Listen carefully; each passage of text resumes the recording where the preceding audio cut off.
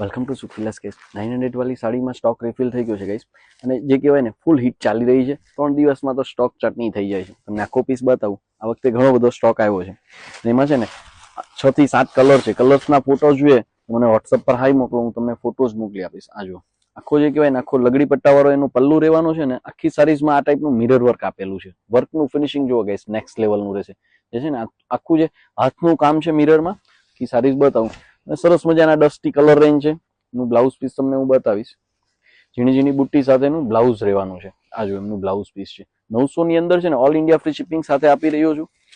તમને ઘરે બેસતા પહોંચાડી દેશે.